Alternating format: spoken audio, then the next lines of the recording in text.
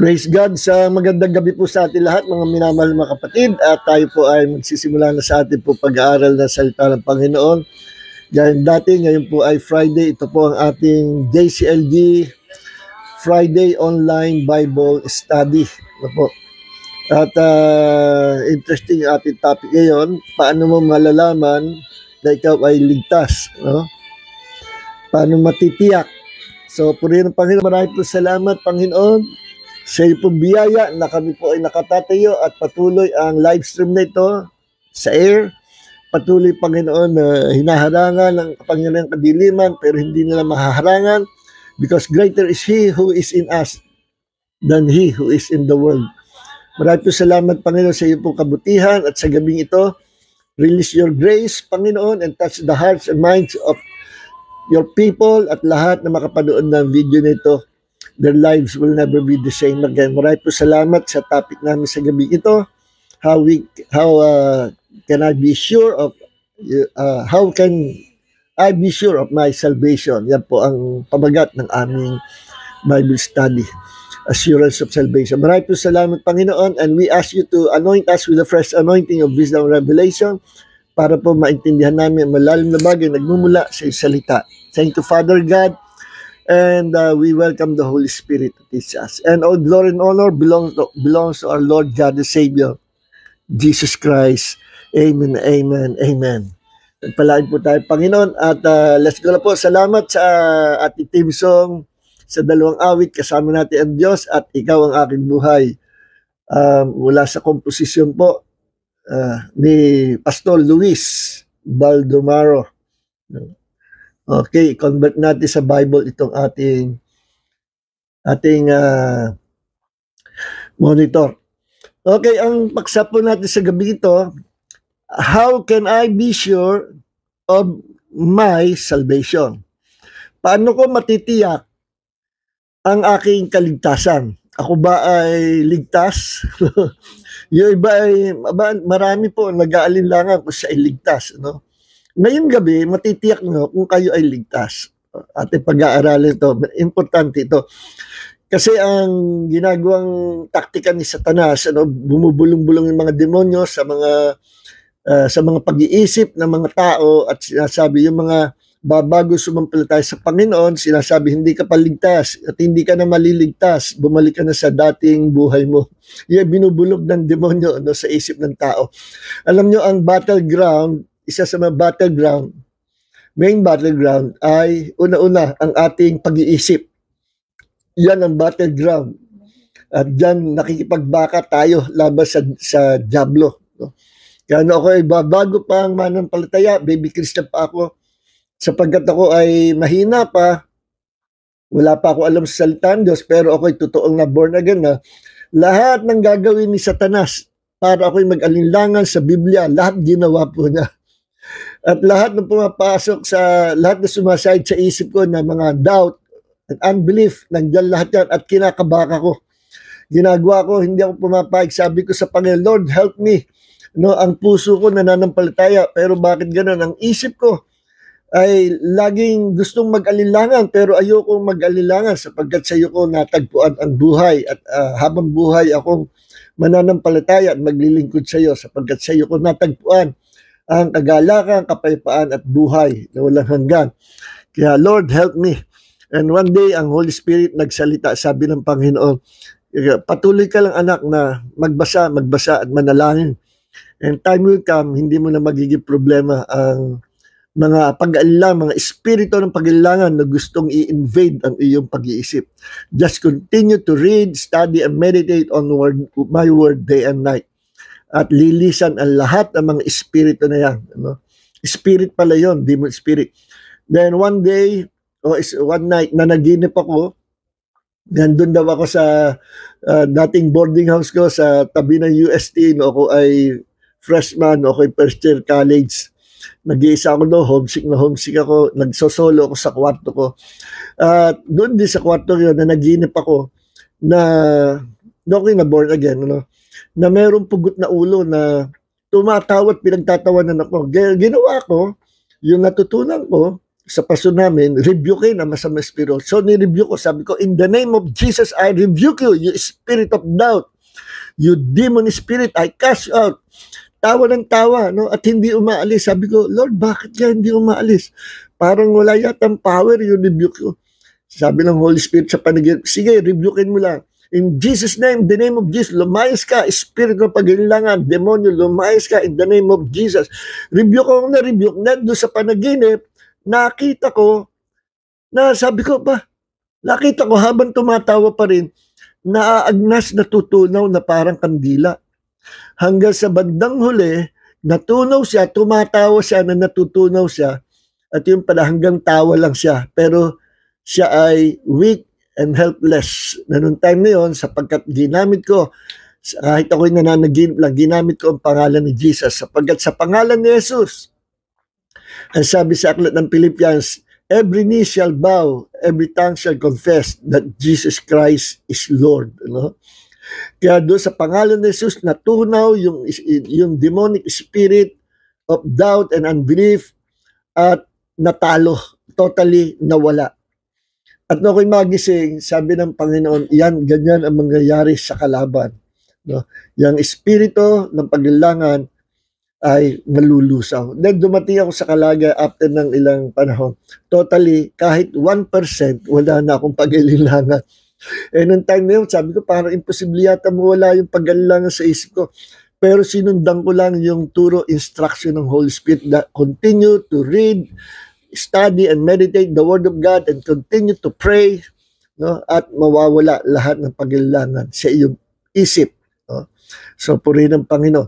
Sabi nga ni Kenneth Hagin, yung spirit of doubt na yan, para yung mga ibon na lumilipad sa ulo ng tao. Hindi mo mapipigilan mga ibon na yan na papalipaligid, paikot-ikot sa ulo mo. Pero mapipigilan mo sa pagtatayo ng pugad sa ulo mo. At yun ang ibig sabihin, hayaan mo, demonyo, hindi, trabaho nila yan na maghasik ng paglilangan. Hindi mapipigilan nyo. Pero magagawa mo lang, rejectin mo. Huwag mong tatanggapin. At hindi kasalanan na mayroong paglilangan na gustong pumasok sa isip mo, huwag mo lang tatanggapin. Resist it. No? Sabi nga ay, resist the devil and he will flee from you. Just resist those spirit of doubt. So, purihin ang Panginoon, kahit itong ginagawa natin, strengthening ito, magpapalakas sa ating pananampalataya by studying the Word of God. Okay. At pati yung mga strategy ni Satanas, pinag-aaralan po natin yan. Pati yung mga ginagawa panluloko sa pamagitan ng mga false doctrine, ng ibang mga religion, pinag-aaral natin yan. At tayo ini-educate ng Panginoon through this live stream, through this online Bible study. Okay. So, purihin ang Panginoon.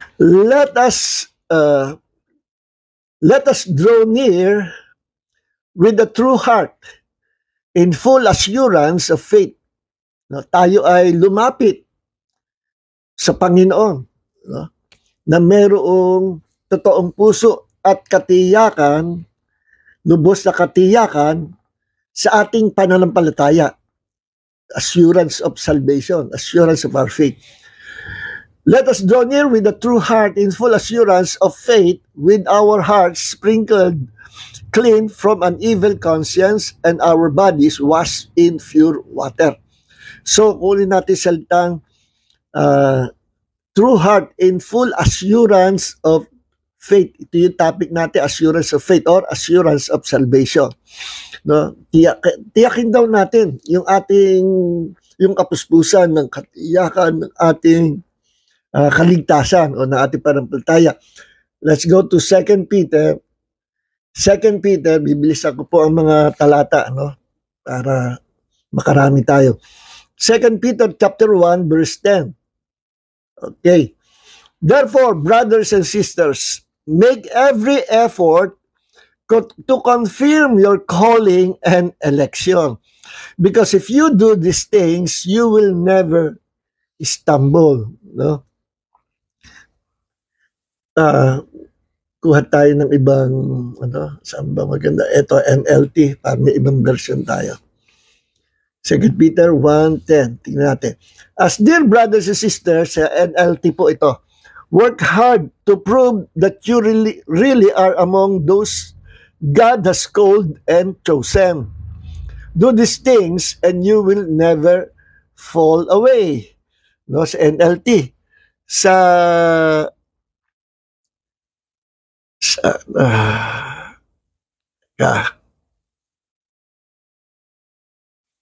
sa NASB, therefore, brothers and sisters, be all the more diligent to make certain about His calling and choice of you. For as long as you practice these things, you will never stumble.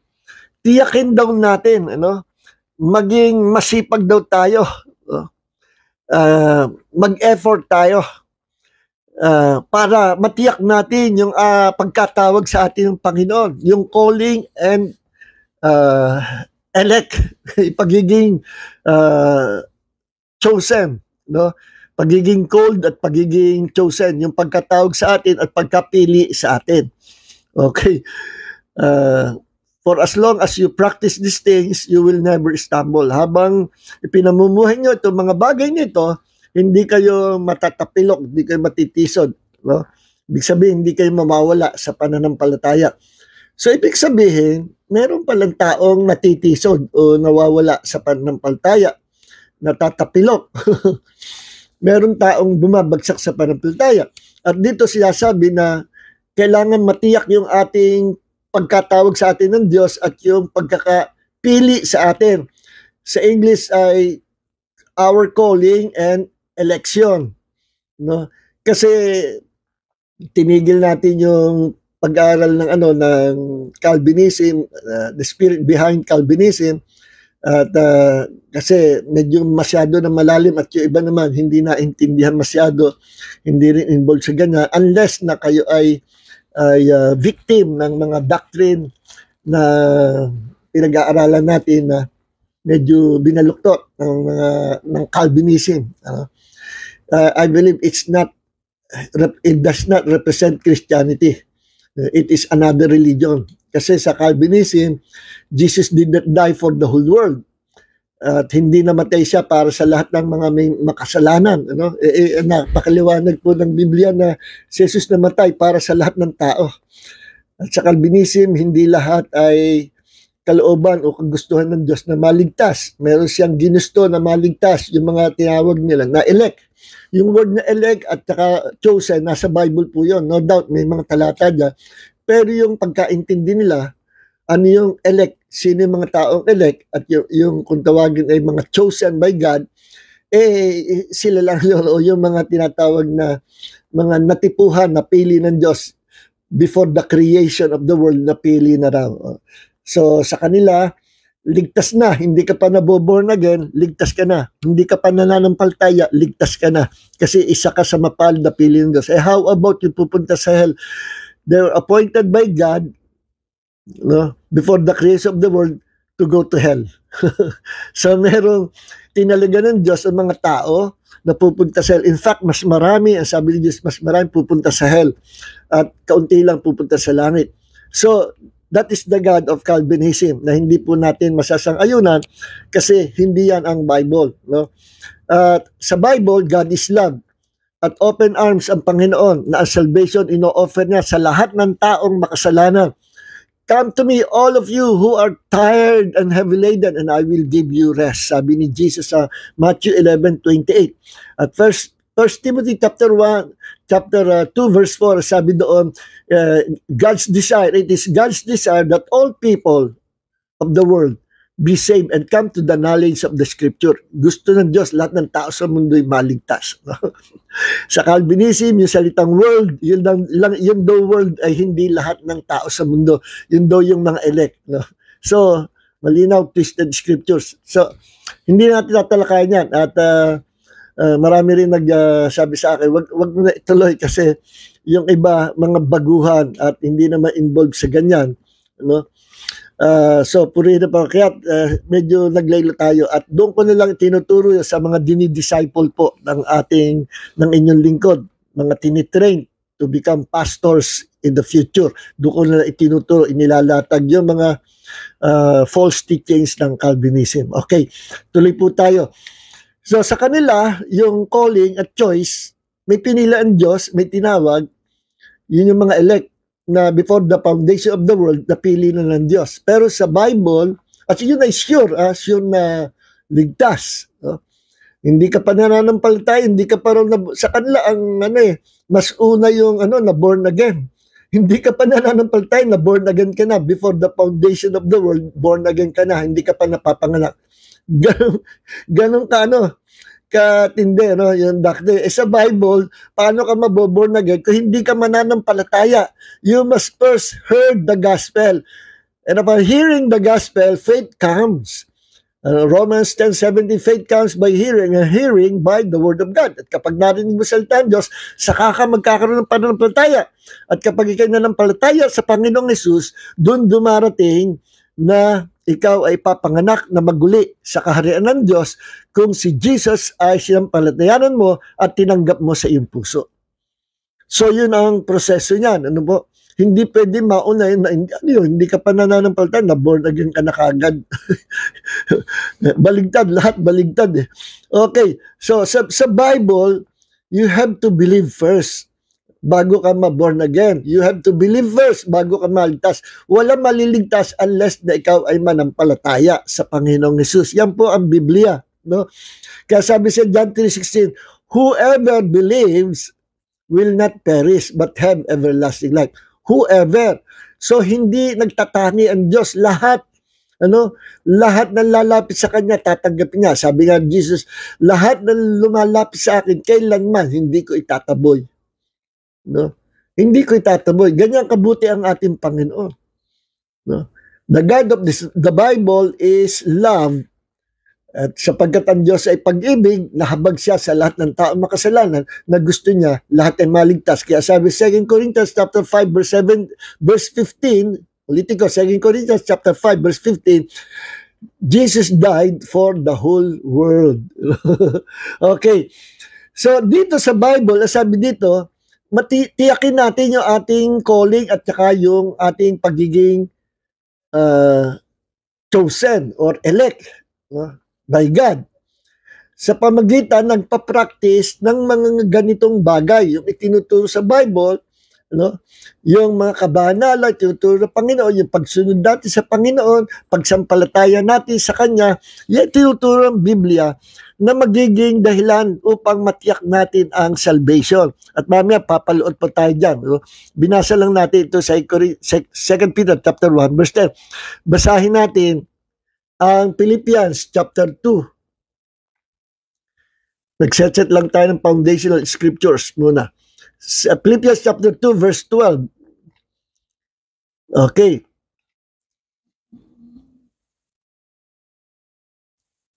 Okay, sabi dito, so then, my beloved, just as you have always obeyed, not as in the presence only, but now much more in the absence, work out your own salvation with fear and trembling. Ano sabi? Work out your own salvation.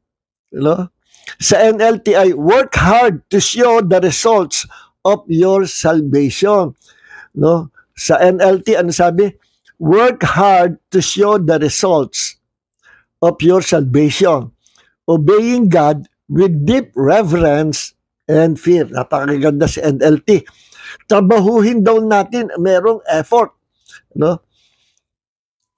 Upang maipakita natin ang resulta ng ating kaligtasan. Bakit? Kasi ang salvation nanggagaling po sa Panginoon. Never na nanggaling sa tao. Ang salvation ay ang Diyos ang naglagay o gumawa ng proseso niya, naggumawa ng proseso, at ang proseso niyan, si Jesus bumaba, nagkatawang tao, namatay sa krus, muling nabuhay na maguli. Yan ang proseso niya. Lahat ng yan, plano ng Diyos. Kailanman hindi yan pinlano ng tao. So, ang plano ng kaligtasan at ang regalong kaligtasan ng Diyos sa tao ay hindi sa pamagitan ng effort or good works ng tao. No? Kundi sa pamagitan ng biyaya by the grace of God. Ang Diyos ang gumawa. Ngayon, inoffer yan sa lahat ng tao. At ang sino mang sumampalataya at tumanggap kay Jesus, siya po ang magkakaroon, makakatanggap ng kaloob ng kaligtasan.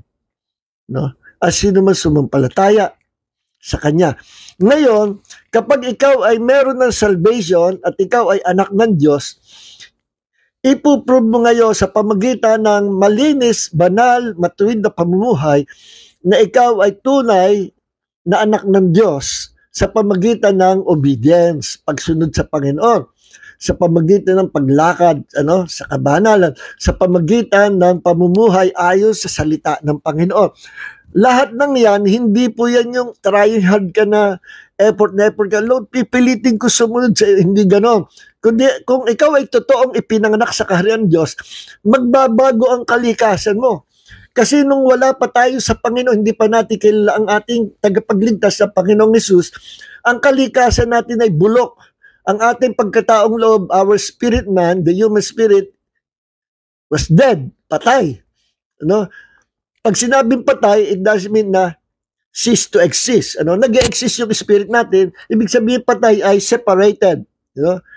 Spiritually dead tayo, nung hindi pa natin nakikilala ang Panginoong Hesus, makasalanan pa tayo, spiritually dead, meaning we are separated from the source of life, separated from God, because the meaning of death means separation. So, spiritual death, separated tayo from the source of life, from God. God is life. Spiritually dead, separated tayo from God. Pag sinabing physically dead, physical na patay tayo, sumeparate na yung ating spirit and soul sa ating katawan. Umalis na sa ating katawan, our spirit and soul, separated from our body, kaya namamatay yung katawan. Wala ng spirit at kaluluwa. Okay. Kapag ikaw ay anak ng Diyos, diretso yung spirit and soul mo sa kaharian ng Panginoon, sa langit. Pag ikaw naman hindi nakakilala sa Diyos and you rejected the only Savior of the world, o nabuhay ka, pasasa ka sa kasalanan, pag namatay, inabot na kamatay, swak, diretso sa hell. Ganyan ang katotohanan ng buhay ng tao. Ang tao minsan lang mabubuhay at pagkatapos ay paghukom. Yan sinabi sa Hebrews chapter 10. Now, so paano matitiyak ang ating kaligtasan? Dito sinabi dito na na pangalagaan natin yung ating at trabahuhin natin yung kaligtasan. Hindi ibig sabihin ay tayo ay gagawa ng kabutihan na para tayo maligtas. Hindi po yun. Kundi ibig sabihin, because of our faith, we've been saved through our faith. And that is the grace of God. Faith in the Lord Jesus Christ. Ephesians chapter 2 verse 8 and 9. Para ang sinumang ligtas ay hindi magnataas. Lahat ng kaligtasan natin by the grace of God. Yan ang basic. First step, naligtas tayo not by our own effort, not by our good works, but by faith in the Lord Jesus Christ. Yan ang basic. Yan sinabi ni Paul, Ephesians 2:8. Ngayon may sinabi si James chapter 2 na sabi niya, show me your faith without works and I will show you my faith with works. Hindi mo ba alam, sabi ni James, na ang pananampalatayang walang gawa, walang works, is dead? Parang ang tao na walang espiritu ay patay ang kanyang katawan. So ang punto ni James ay combination ng faith at saka pagpapakita ng good works. Kaya si Martin Luther ayaw nang tanggapin yung Book of James. Sabi niya, hindi ito inspired. Ayoko niya. Kasi pinagbabantayan lang niya yung Ephesians 2:8 ni Apostol Pablo. Paniwala siya kay Paul, pero kay James hindi. Alam niyo ito si James, ito kapatid ni Jesus. Ito yung leader ng mga pastor sa Jerusalem at that time. Tama, pareho. Nagsusuportahan si Paul at saka si James. Ang punto ni Paul, ang basic para tayo maligtas is only by faith, not by good works. Ang punto ni James, now that you are saved, now that you are saved, now that I am saved, ngayon ligtas na tayo. Kailangan merong ebidensya na makikita ang mga tao at makikita sa atin ng Diyos kung tayo totoong ipinanganak sa kanan ng Diyos, kung tayo totoong ligtas. Ano yun? Yung binagong kalikasan. Ayaw na natin sa kasalanan. No, hindi ibig sabihin hindi tayo nagkakasala, minsan nagdadapa pa tayo, pero tinatayo tayong Panginoon. At tayo humihingi ng tawad sa Panginoon. Pero ang hiwaga ay napalitan na yung ating kalikasan mula sa pagiging patay ang ating espiritu, binuhay, nirecreate ng Panginoon, at tayo ay pinatawad sa ng kasalanan, ginawa tayong bago nilalang. 2 Corinthians 5:17, ang sino man tao na kay Kristo ay bagong nilalang. Lahat ng mga bagay, lumang bagay, nagsilipos na. Narito silang lahat naging pawang mga bago. Yan yung karanasan natin na born again tayo. Ayaw natin sa karanasan. Ngayon, sapagkat tayo ay pinanganak sa karanasan ng Diyos, ang mga gustuhin natin ay yung gustuhin ng Diyos. Because the divine nature of God has been given to us. Na-implant sa loob natin yung divine nature of God. Kaya kung ano yung kalikasan, kagustuhan ng Diyos, naka-implant sa loob natin. No? Alam natin yung gusto ng Panginoon. Kaya iba na ang kalikasan natin. Dati meron tayong fallen nature or satanic nature na mana natin kay Adam. Pero ngayon, wala na yon. At ngayon, napalitan na ng God's divine nature. No? At ang nature na yan ay Christ-likeness. Kaya kapag isang Kristiyano, siya sabi niya, siya ay nanampalataya, taga-kaharian ng Diyos, na born again. No? Tapos ang buhay niya, nag-enjoy siya sa kasalanan, na makikita natin sa buhay niya, nagbumura, nakikiapid, sumasamba sa Diyos. Parang walang binago, no? At nag-enjoy pa rin siya sa kasalanan. Ibig sabihin, questionable, malaking question mark, kung itong taong ito talaga pinanganak sa kaharian ng Diyos. Dahil ang pinanganak sa kaharian ng Diyos, iba na ang kalikasan. Merong proof, merong bunga. At ang bunga na yan ay yung good works na sinasabi ni Apostol James Santiago, ni James, the brother of Jesus. Yung bunga na yan, yung good works, yan ay bunga na tayo ay dahil tayo ay naligtas. Hindi para maligtas, kundi bunga dahil tayo ay naligtas. Bunga dahil tayo pinanganak sa kaharian ng Diyos. Okay? Malinaw na yun. Ano po? Ngayon, balik tayo dito sa ating paksa. Number 1, so sabi dito nga ay, work out your own salvation. Kita nyo?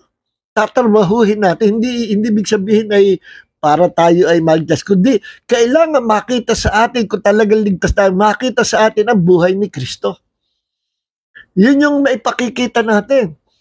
Hindi trying hard, kundi talagang gusto natin.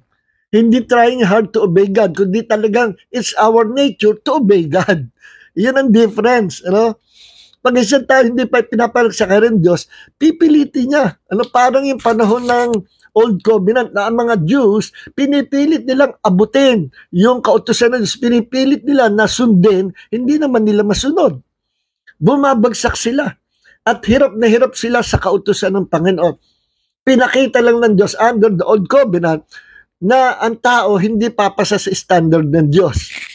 Now that we are under the New Covenant, pinakita naman ng Diyos na kaya natin gawin, kaya natin ipamuhay, yung gusto ng Diyos, ipamuhay natin, not by our own effort, but by the grace of God. By the grace of God. Hindi yung effort na effort, pipilitin ko, Lord, sundin, ang hirap ng sundin ang iyong kautusan. Hindi gano'n, kundi it is your joy to obey God. It is your joy to follow His commandments. It is your joy to bear fruit with Christ-like character. Okay? Now, so, number 1, merong 6 birthmarks. Merong 6 na palatandaan na tayo ipinanganak sa kaharian ng Diyos. Number 1, ikaw ba ay nanampalataya sa Panginoong Hesus at patuloy ka bang nananampalataya? Do you believe in the Lord Jesus Christ? Sapagkat ang basic first step to be saved, first step to be born into the kingdom of God is faith, to believe. Yun ang first step. Sa Calvinism, baligtad. Kahit ka daw hindi manampalataya sapagkat you are chosen by God at ang tawag sa Bible ay you are God's elect, hindi ka pa nananampalataya, ikaw ay ipinanganak na sa kaharian ng Diyos. Even before the creation of the world, na born again ka na, wala ka pa sa tiyan ng nanay mo. Meron bang ganun sa Bible? Walang ganyanan. Walang ganyan sa Bible. Ano? That is a foolish, distorted, man-made doctrine. No? Walang ganyan sa Bible. Niloloko natin. Hindi ako kasali. Niloloko niyo ang tao. Walang ganyan sa Bible. Sa Bible, sumampalataya ka, maboborn again ka. Sumampalataya ka kay Jesus. Sa Bible, sumampalataya ka kay Jesus, magkakaroon ka ng eternal life. Sa Bible, sumampalataya ka kay Jesus, ikaw ay papanganak sa kaharian ng Diyos. Walang pwedeng mauna sa pananampalataya. Yan ang first step.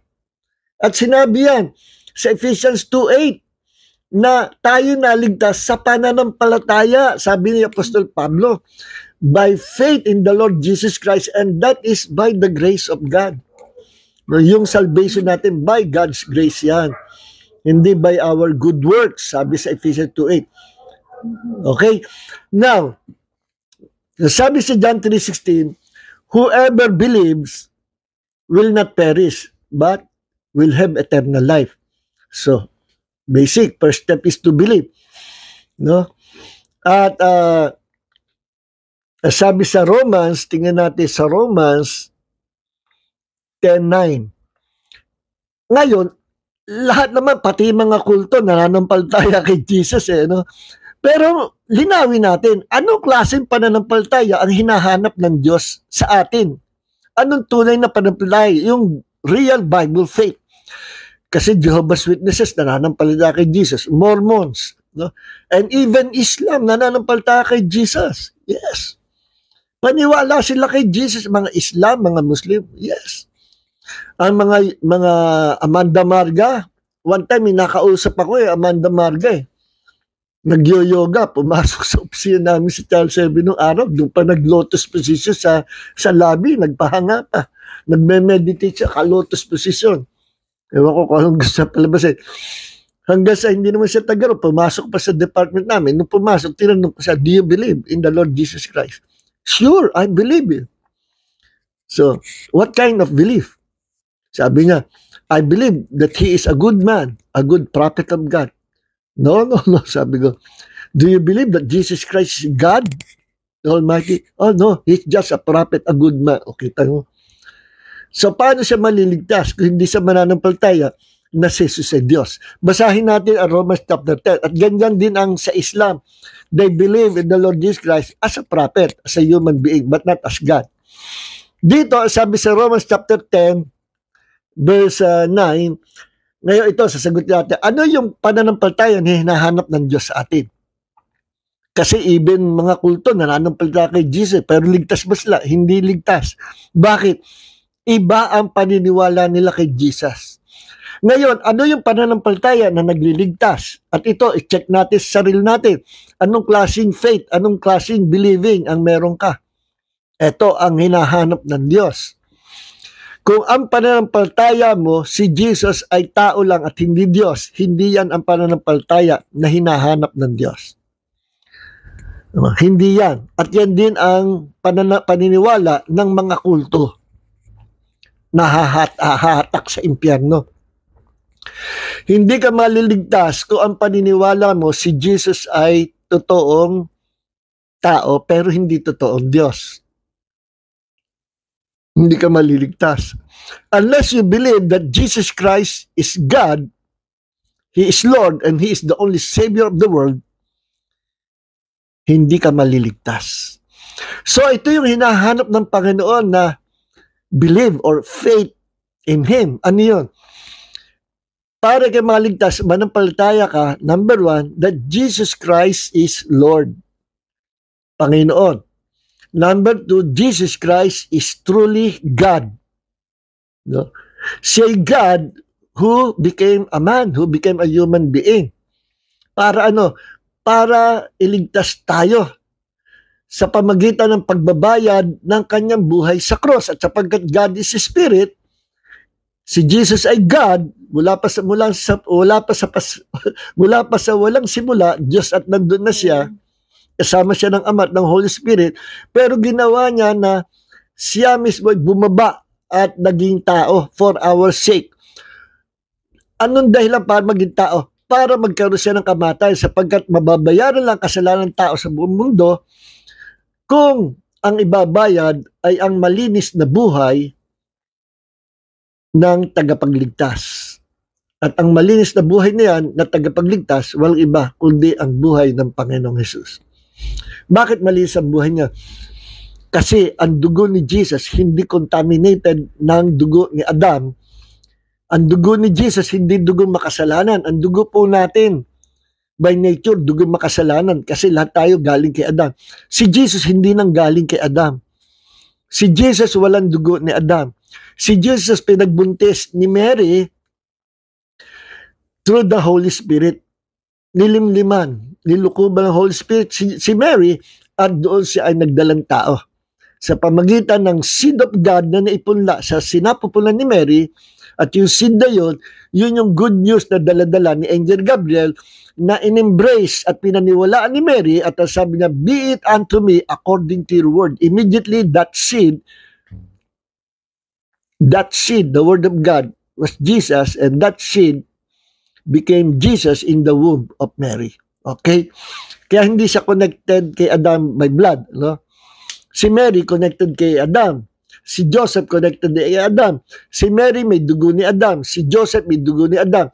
Kaya hindi siya pinanganak through natural na proseso ng pagiging tao. Not through the sperm and egg cell of his parents, kundi through the seed, through the word, through the seed of God na dala-dala ni Gabriel, Angel Gabriel, at yung seed na yun, naging embryo, naging pito sa sinapunan ni Mary. Okay.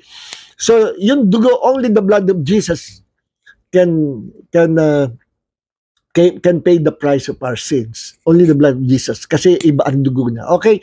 Now, so, dito sa Romans chapter 10, verse 9, ang sabi dito, that if you confess with your mouth Jesus as Lord, no, sa NASB, sa NLT, if you confess with your mouth that Jesus is Lord and believe in your heart that God raised Him from the dead, you will be saved.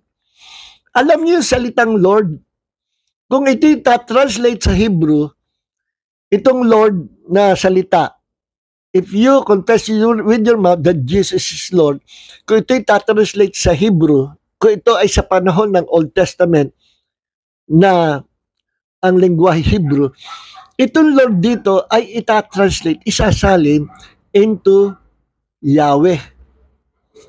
Yahweh.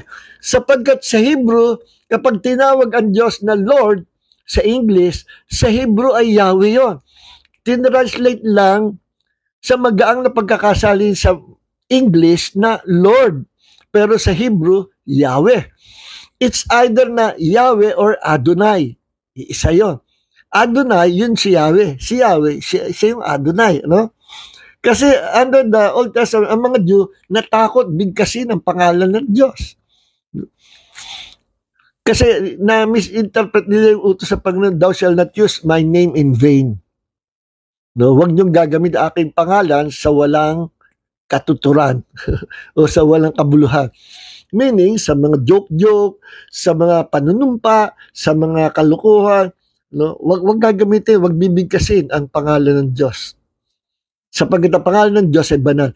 Kaya sa takot ng mga Jew na mabanggit yung Yahweh, hindi nila binabanggit sa pamilya, bawal. Hanggang sa nahihirapan sila, isip na lang tayo ng kahaliling pangalan na pag binanggit natin, yun na nga si Yahweh. Ano naisip niya? Adonai. Means master, means Lord. So, feeling la, hindi sila nakukulbik na nagkakasala sila kasi Adonai. Pero referring ito kay Yahweh. Okay?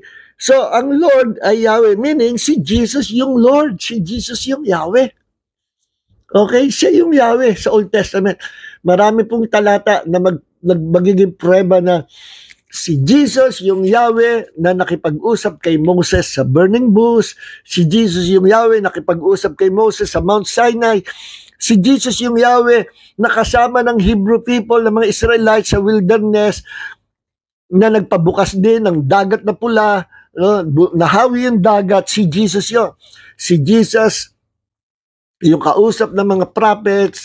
Si Jesus yung Diyos na nakipagbaka para sa bayan ng Diyos. Si Jesus yung madalas tinatawag na the angel of the Lord. Yung pag sinabing the angel of the Lord, si Jesus yun. Iba siya. Pag sila, kasi si Jesus, simula siya si Yahweh, na ipinadala ng Ama to become His messenger, maging contact niya sa tao. Kasi ang Ama hindi bumababa sa lupa. Ang tagababa, ang isinesend niya, si Jesus at ang Holy Spirit. Partner sila. Kaya ang Panginoon na bumababa sa Old Testament, kagaya mo sa Garden of Eden, Adam, where are you? Yung Diyos na nakikipag-usap kay Adam and Eve at that time, si Yahweh yun, si Jesus yun. Si Jesus yung nagligtas, naglabas sa mga Israelites mula sa pagkaalipin sa kamay ng mga Egyptian. Si Jesus yung naglabas sa kanila. Sa pagkaalipin sa Egypt. At meron mga old manuscripts na nahukay na yun nga ang pinagbabatayan ng mga ibang mga karamihan ng mga modern translations sa English. Yun ang pinagbabatayan. Yung Jude chapter 1 verse 5. Jude chapter 1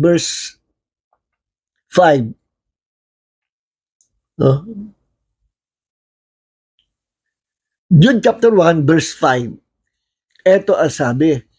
Sa NASB, ito sabi, now I want to remind you, though you know everything once and for all, that the Lord, translate sa Lord.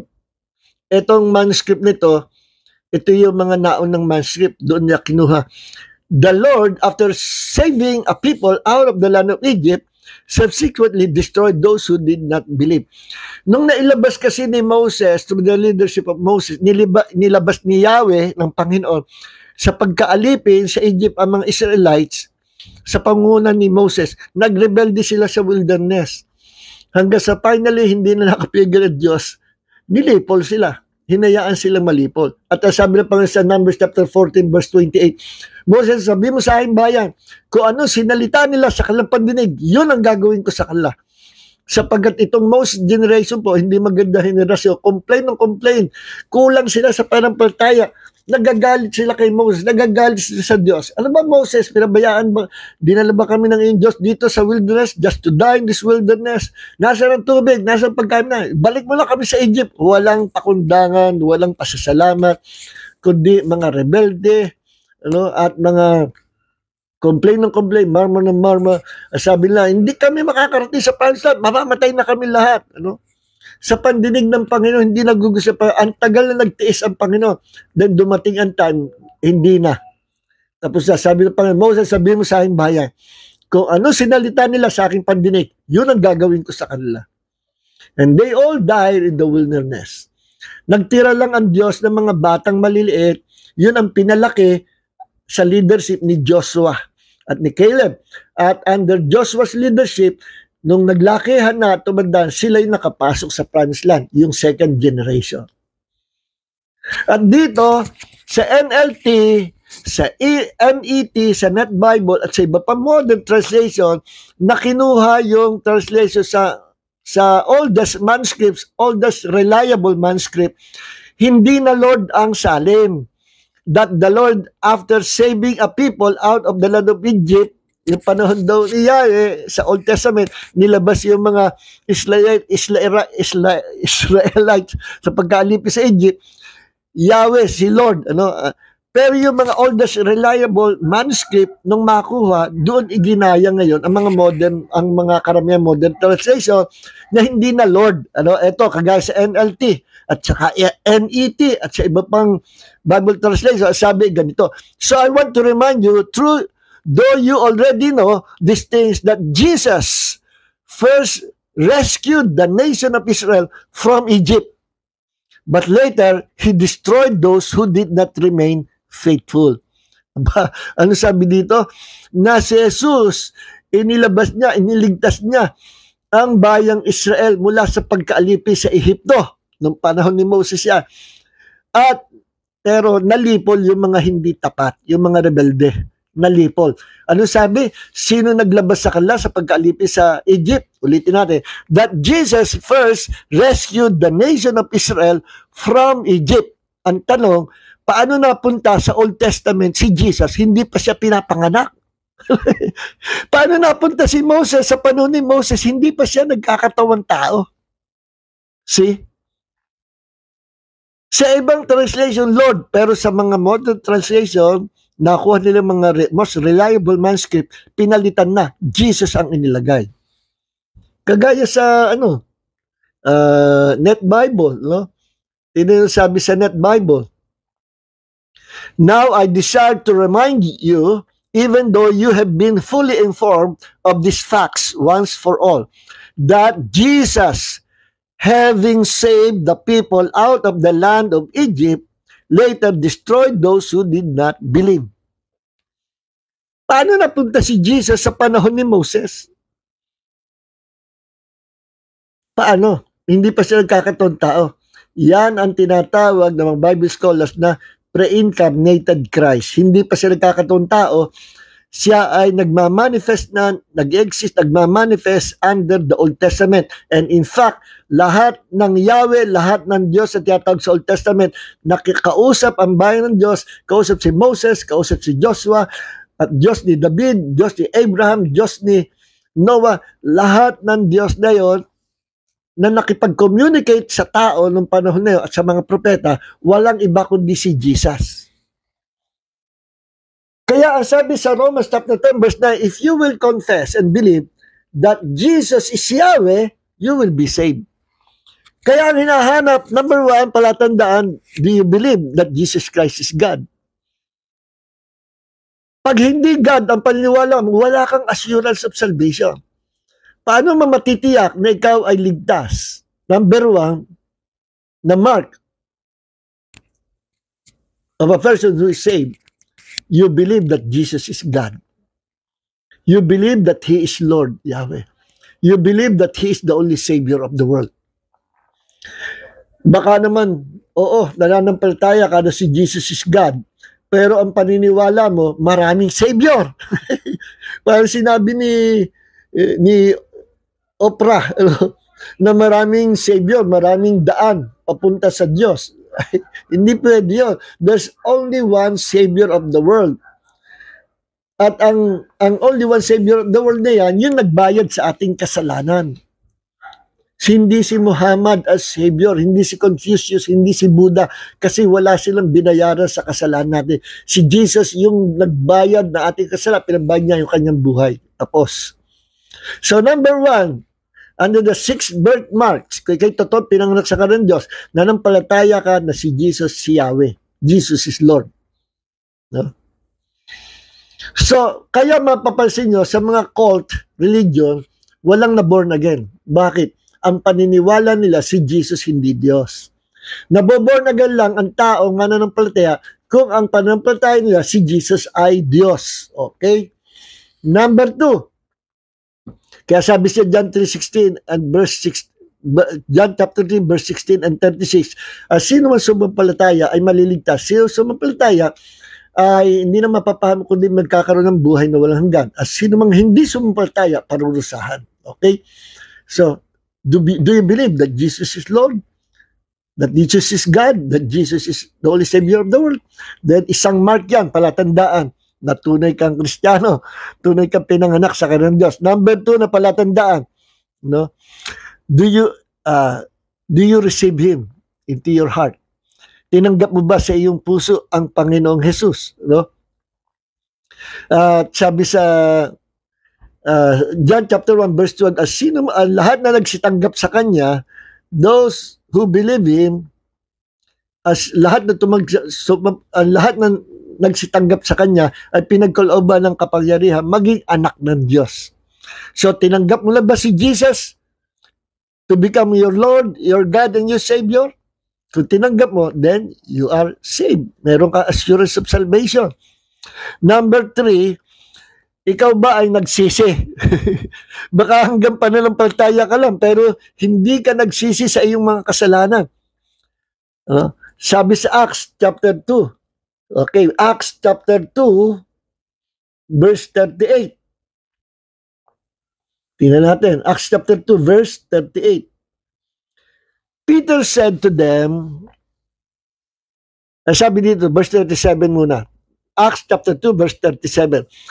Now, when they heard this, they were fierce to the heart and said to Peter and the rest of the apostles, Brothers, what are we to do? Anong gagawin namin para kami maligtas? At sumagot si Peter. Peter said to them, Repent, and each of you be baptized in the name of Jesus Christ for the forgiveness of your sins, and you will receive the gift of the Holy Spirit. Okay? Magsipagsisi kayo at magsipagbautismo sa pangalan ng Panginoong Hesus at sa inyong kapatawaran ng Diyos at tatanggapin nyo ang kaloob ng banal na Espiritu. Eternal life. So ang tanong, ikaw ba ay nagsisi na sa iyong mga kasalanan? Ang sabi sa Luke chapter 13 verse 3, unless you repent, you will all likewise perish. Sabi ni Jesus sa kanyang pangaral, maliban na kayo ay magsipagsisi, lahat kayo malilipon. Lahat kayo mamamatay. Lahat kayo hindi maliligtas unless you repent. So, mahalaga yung repentance. Ngayon, ang tanong, ikaw ba, nung sumampalataya, ay nagsisir ka rin sa iyong mga kasalanan? Kasi ang repentance, yung salitang repent, sa Greek ay metanoeo. Metanoeo. M-E-T-A-N-O-E-O. Metanoeo. No? Nang ibig sabihin, to change one's mind. Alam nyo, bago mabago ang puso natin, nagsisimula sa pagbabago ng pag-iisip. Pag napalitan ang isip natin, mapapalitan ang puso natin. Pag napalitan ang puso natin, mapapalitan ang buong buhay natin. Ay, kaya sabi dito, magsipagsisi tayo. Saan? Sa dating buhay makasalanan. Sa Greek ay metanoeo, no? Na ibig sabihin ng metanoeo ay to change one's mind. Baguhin mo ang iyong pag-iisip. Halimbawa, magkasala ka.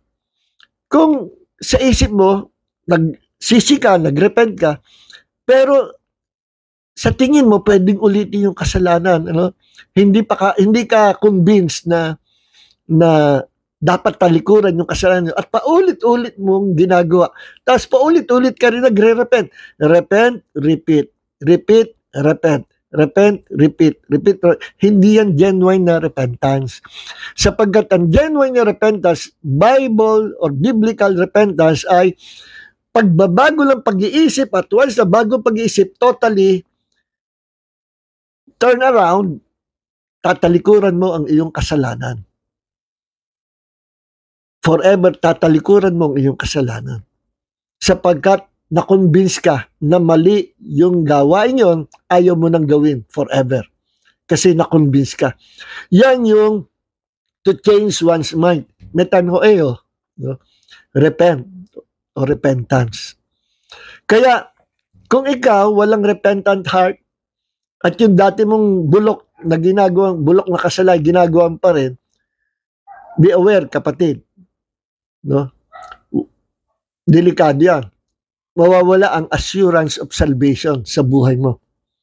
Nandyan ang danger. In fact, maraming nag-testify, people who experience near-death experience. At yung iba talagang dinala ng Panginoon sa hell to experience, to testify to the whole world that there's a real horrible place called hell. And nag-testify, sabi nila, there are many Christians in hell. Many pastors, many evangelists, many church leaders, they are now in hell. Why? Nasa ministry sila, nagpastor, nag-evangelize, sumikat ng kaluluwa, but they never repent of their sins. hindi sila nagsisi sa kanilang dating buhay makasalanan. Kaya they end up their lives in hell. Yun nakakalungkot. Nasa pintuan ka na ng kaharian Diyos, nahulog ka pa sa impyerno. Kasi hindi nagrepent sa kasalanan. Pero nanampalataya. They believe that Jesus is God, Jesus is Lord, Jesus is Savior. In-invite nila, pumarap sa puso, at sinabi nila, I am now born again, Christian ako. Pero yung dati nilang bulok na ginagawa pa rin nila. Sa Diyos, hindi papasa yun. Napaka-stricto po ng Panginoon. Kaya sabi ng Panginoon, bago isara ang Book of Revelation, sa mga last chapter, sabi ng Panginoon, ang masama, magpakasama na. Ang matuwid, magpakatuwid na. Bakit? Kasi kung masama ka, tapos misa-misa magiging matuwid, tapos magiging masama ulit, hindi po papasaya sa Panginoon. Yung matuwid, yung masama, masama. Yung kay Jesus, yung kay Satanas. At sabi ng Panginoon sa Revelation chapter 3, verse 16, you are neither sa Laodicea, Church of Laodicea, you are neither hot nor cold. I will spew you, I will vomit you out of my mouth. Church sa Laodicea, hindi ka mainit, hindi ka malamig. Ano ibig sabihin? Compromiser ka. Minsan nabubuhay ka sa kabanalan, sumusunod ka sa Diyos. At minsan naman, sinusunod mo si Satanas. Minsan mainit ka, minsan naman malamig. You are neither hot nor cold. Compromiser. Hindi yan uubra sa Diyos. I will reject you, sabi ng Panginoon. Pag sabi, I will spew you, I will vomit you out of my mouth. Meaning, Jesus have rejected them. Okay? So, we better repent. Unless you repent, you shall all likewise perish, sabi ni Jesus sa Luke chapter 13, verse 3. Okay, isa sa palatandaan, ha? Kung hindi ka nagre-repent, delikado ka, kapatid. No? Number 4, ano kanina? Believe, no? Then, receive. Did you receive Him to be your Lord, your God, and your Savior? No? Number 3, repent. Did you repent of your sins? Okay. Number 4, another na mark of a true born-again Christian, or mark ito, palatandaan, that we are saved ay yung salitang obedience. Kung ikaw ay patuloy na sumusunod sa Panginoon. Kung ikaw ay patuloy sumusunod sa Panginoon. Basahin natin ang John chapter 14. Mismong si Jesus ang nagsabi nito. John chapter 14, verse 21. Sabi ni Jesus, the one who has my commandments, ilipat natin sa NLT yung isa.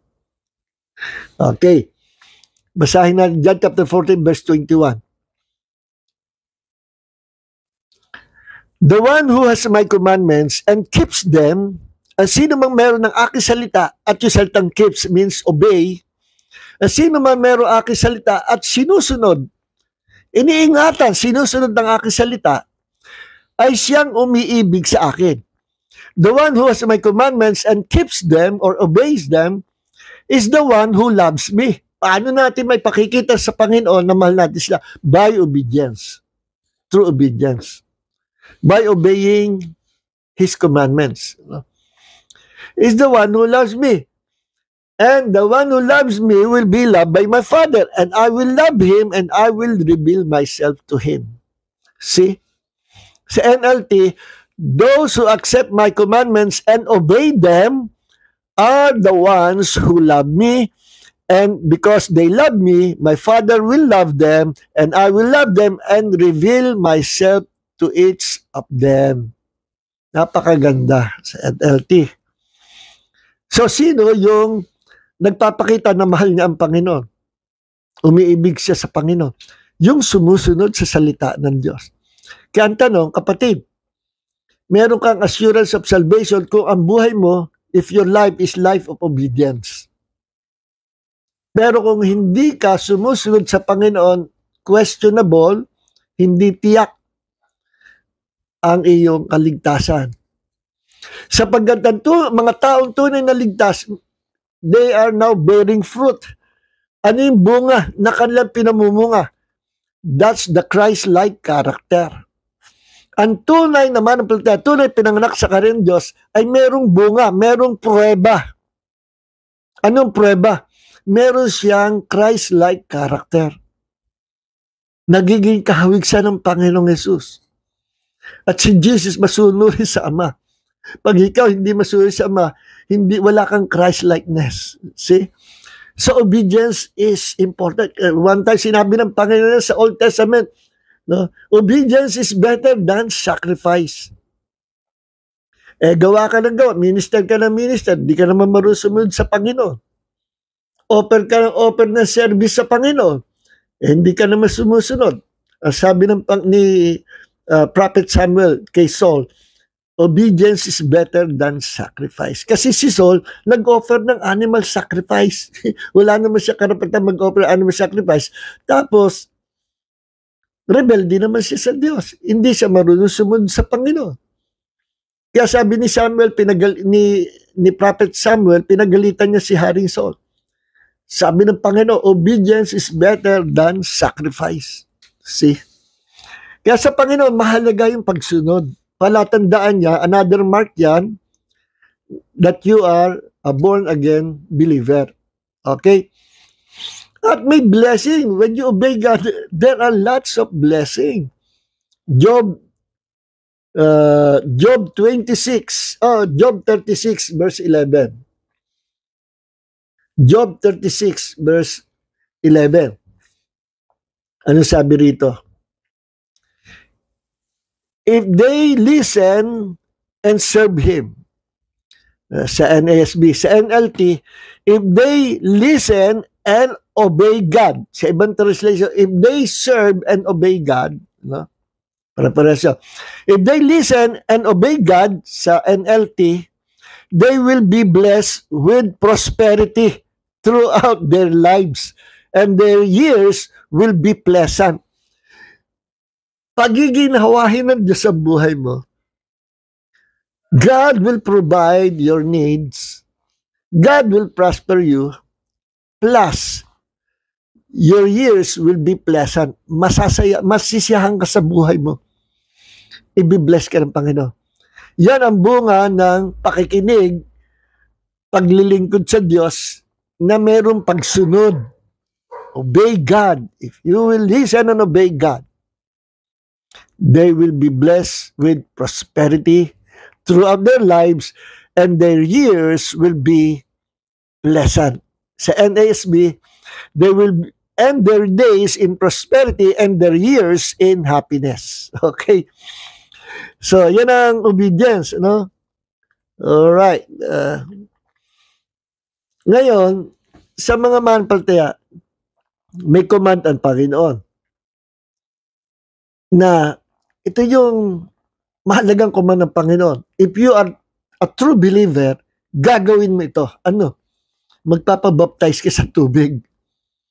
Water baptism. Because water baptism means you are identifying yourself with the Lord Jesus Christ. Nagiging kaisa ka niya. Nakikiisa ka sa kanyang kamatayan at nakikiisa ka sa kanyang pagkabuhay na maguli. Kaya kapag ikaw nilubog sa tubig by immersion, inilibing yung pagkatao mo at pag bumangon ka sa tubig, you are a new creature in Christ. Utos siya ng Panginoon. Those who believe and is baptized will be saved. So kapatid, ang tagal mo ng Kristiyano, pero kung ayaw mo magpabaptize, malaking questionable ang pagiging Kristiyano mo. Sapagkat lahat ng tunay na Kristiyano, nagpapabaptize by immersion sa tubig. And that is God's command ni Jesus yan. Go into all the world and preach the gospel to all nations, baptizing them in the name of the Father, Son, and the Holy Spirit. Sabi sa Mark 16, verse 7, sino man sumampalataya at mabautismuhan, maliligtas. Sino man hindi sumampalataya, parurusahan. So that's command. So, kasama sa obedience is Tanungin mo sarili mo, nagpabaptize na kaya ako? Kasi kahit anong pananampalataya, pag hindi ka, ayaw mo magpabaptize, you are not a true disciple of the Lord Jesus Christ. Listen, remember? So this is another mark, yung obedience, kasama sa obedience yun, another mark or birthmarks ng isang mananampalataya o disciple na may assurance of salvation. Number 5, dahil 6 ito, 2 na lang. Ikaw ba'y nabubuhay na may kabanalan? Do you walk in the holiness and righteousness of God? Lumalakad ka ba sa mundong ito? Pinamumuhay mo ba ang kabanalan ng Diyos at ang kanyang katuwiran? Matuwid ba ang buhay mo o liko-liko? Banal ba ang buhay mo or compromiser sa kasalanan ng mundo? Tandaan nyo sabi sa 1 Peter chapter 1, 1 Peter chapter 1, verse 15. Ito sabi,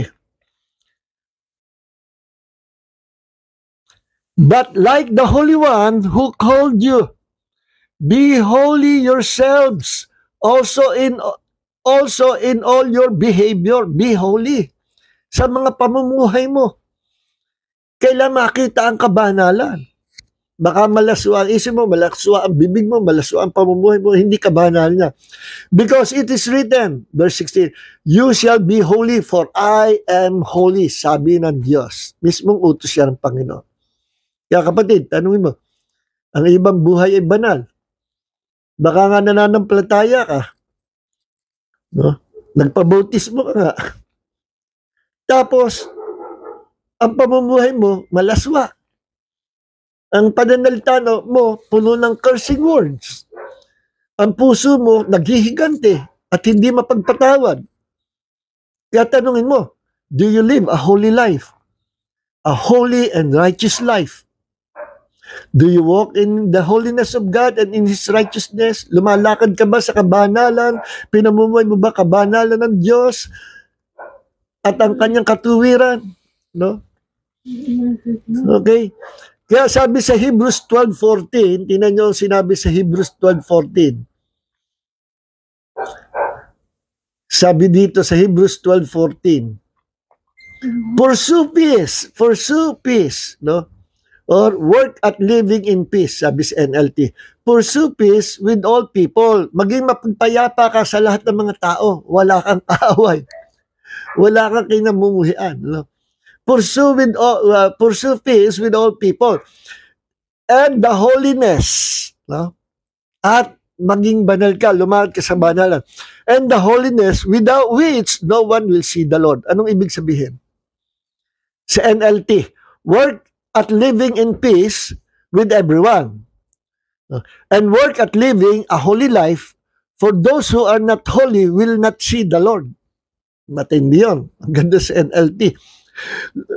Magkaroon ka ng kapayapaan. Lahat ng tao kasundo mo. Huwag kang makikipag-away. At mabuhay ka, magkaroon ka ng buhay na banal.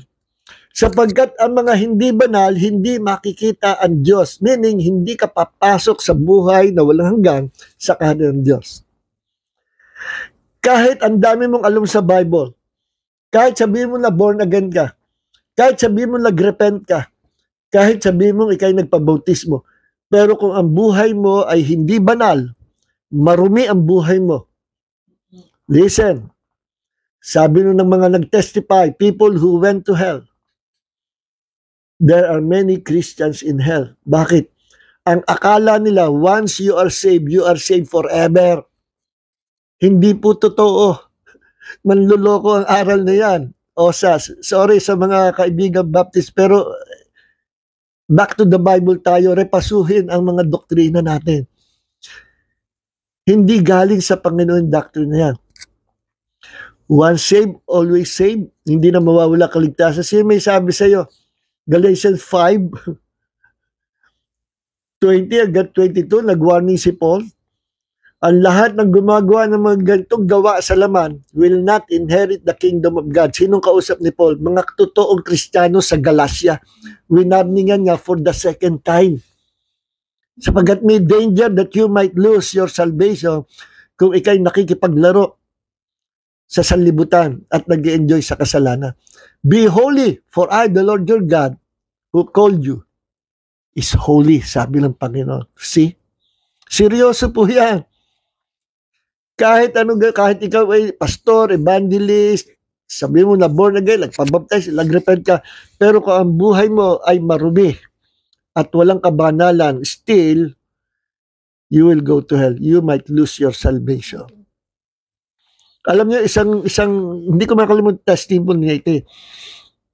Nung nakita ng lingkod ng Panginoon, isinamal Jesus sa hell, merong isang binata na siya ay former youth pastor, no siya ay nabubuhay pa, youth pastor. Sikat siya, no? Makisig.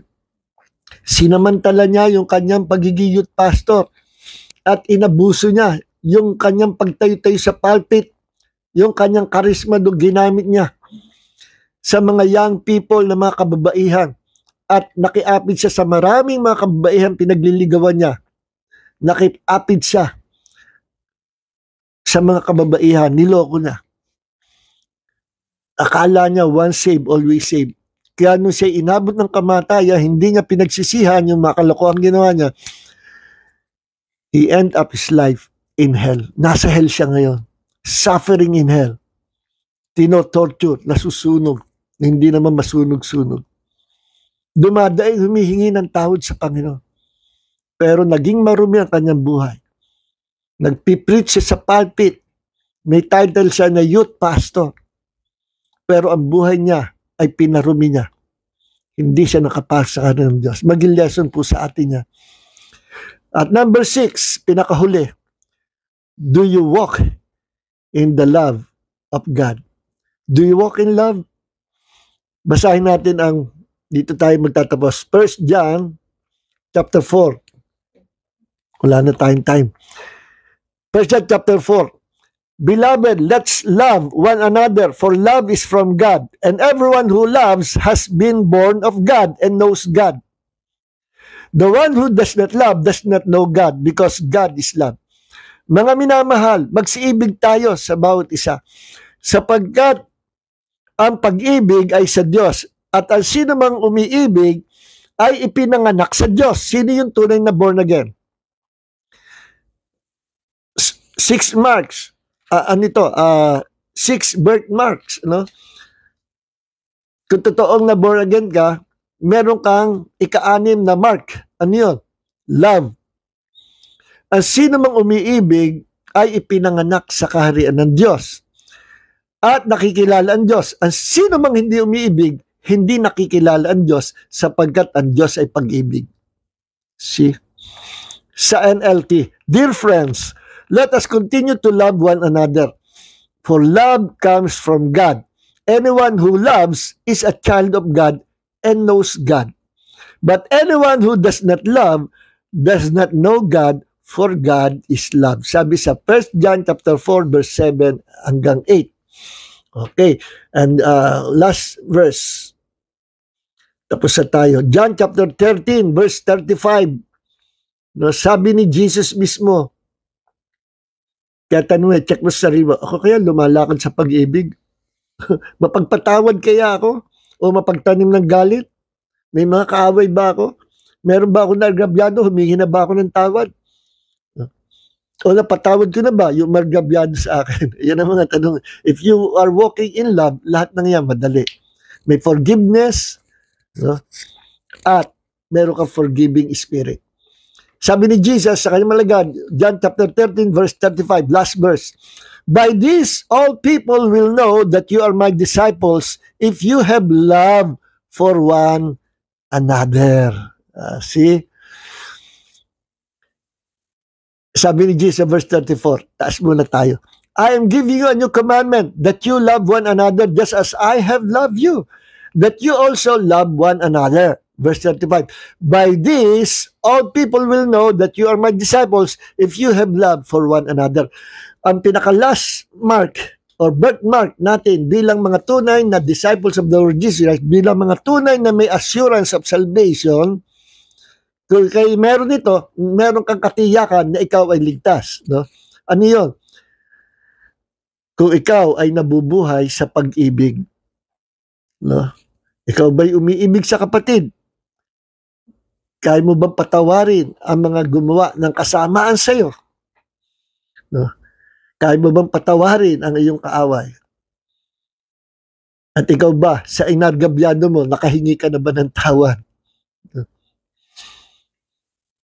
Kaya sabi ng Panginoon, doon sa isang nag-o-offer under the old covenant, ay obligado magbibigay ng offering. Sabi ni Jesus, kung kayo mag-o-offer something to God, at may naalala ka na katraso mo, kaaway mo, nakaaway mo, o inaway mo, o ikaw inaway, hindi mo mapatawad, ibaba mo muna yung offering mo. Huwag ka munang sasamba.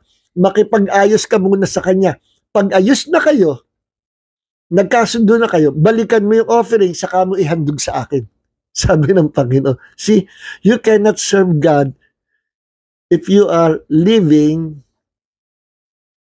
in hatred or bitterness and unforgiveness. You must forgive, no? You must love. Palayaan mo sa sarili mo. Kapag ikaw ay nabubuhay sa hatred and bitterness, nakabilanggo ka sa sarili mo. Kapatid, it's about time na magkaroon ka ng katiyakan, kaligtasan. Forgive those people who hurts you. And ask forgiveness to those people na sinaktan mo o inargabyado mo. See? So, purihin ang Panginoon. So, hanggang dito na lang, mga kapatid. Heavenly Father, maraming salamat sa gabi ito, Panginoon, na tinuruan mo kami sa pag-aaral patungkol sa kung paano matitiyak namin na kami ay ligtas. How can I be sure of my salvation? Ito po ang title. Nawa, Panginoon, maging guidelines ito sa bawat isa. At gawin namin pa mantayan, Panginoon. At warning din para wag lumiko ang aming landas. Maraming po salamat sa gabi ito, sa Bible study ito. Dalayan po namin na lahat makarinig ay mabago buhay and their lives will never be the same again. Kay Jesus. God bless you all in the name of Jesus. May the grace of Jesus and the love of the Father, the fellowship of the Holy Spirit be with you all in Jesus' name. Don't forget po to share this video. Don't forget to like this video. Pagpalain po tayo ng Panginoon. God bless everyone. Hello, Sister Arceo Ellen. God bless you, kapatid. At si Sister Lynn Manaro Rivera. Benilda Gatuda de Mesa. Okay, God bless everyone. Pagpalain po tayong Panginoon. Share this video. God bless.